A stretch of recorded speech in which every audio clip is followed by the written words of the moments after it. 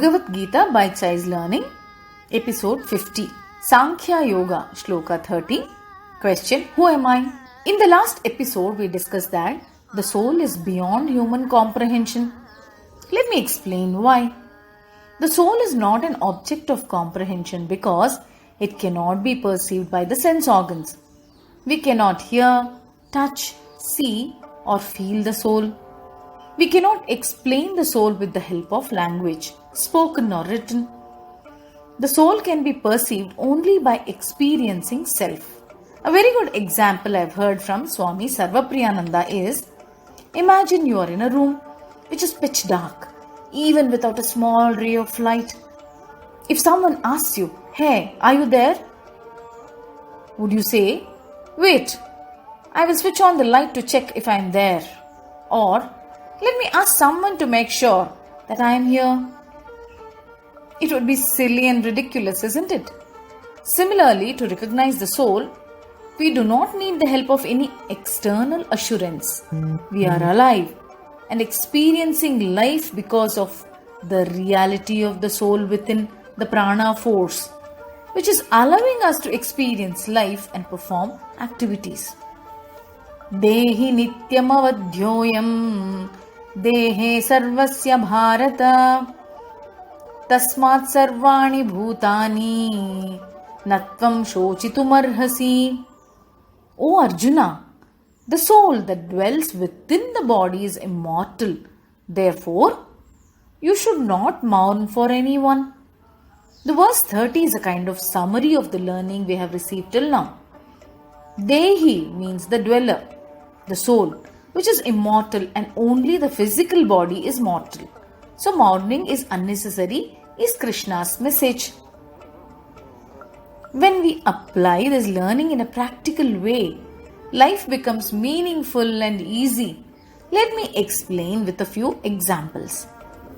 We attach our mind to things, places, and people we come into contact with, and we cannot let go even when the situations are not congenial or relationships go sour.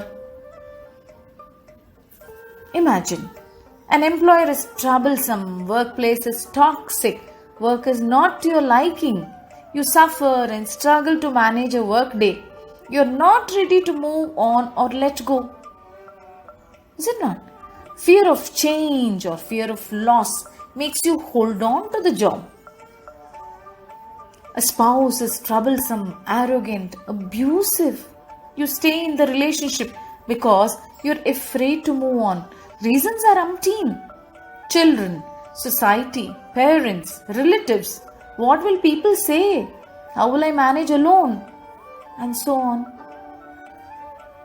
You're struggling hard to complete a course which you took up not to displease your parents. You want to quit and do something which appeals you. You want to pursue a passion, but decision is not taken, sometimes never taken.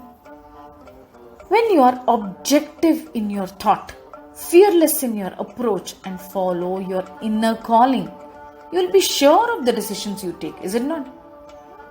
You will be willing to embrace the challenges you might face due to the decisions you take, and due to which you will have no regrets in life.